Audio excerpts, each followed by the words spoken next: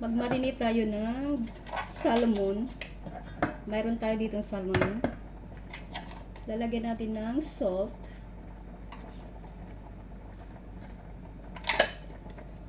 And then black pepper. Tansyahin lang po natin yung ating black pepper. Next, yung ating garlic.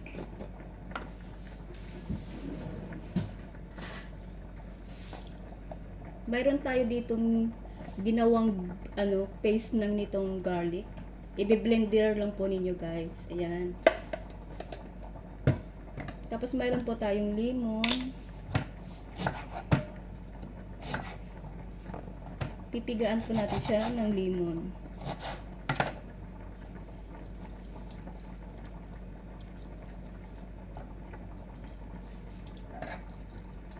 Pigaan lang po natin. Ubusin na natin itong isang lemon.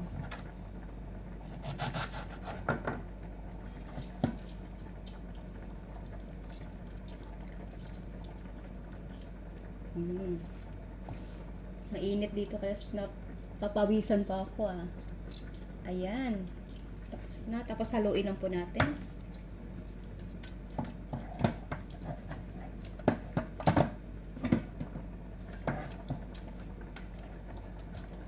Mix lang. Tapos lutuin na natin sa ating fry pan. Mas maganda na nakababad po yung ating marinate na salmon para mas malasa.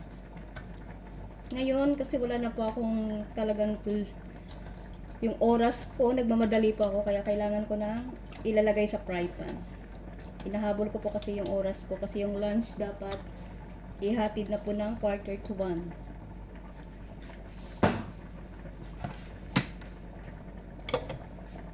Okay, maglagay na tayo dito ng fry pan.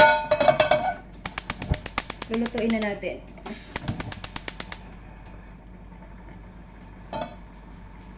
Mas maganda olive oil lang yung ilalagay.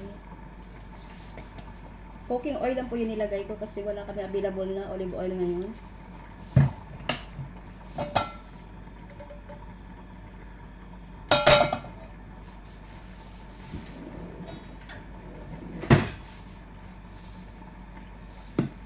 Painitin natin yung mantika.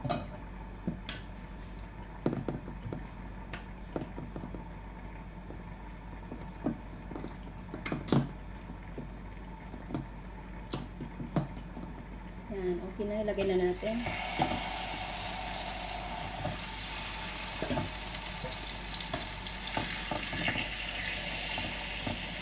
Hintayin natin hanggang mag-golden brown yung ating salmon.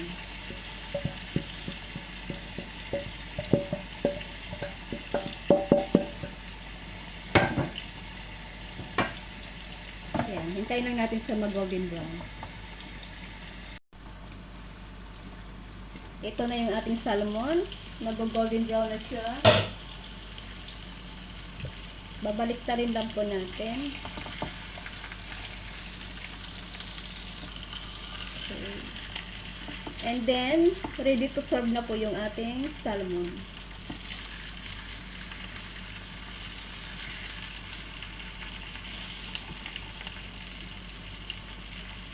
Finish na po. Pwede na po natin i-serve. Thank you for watching.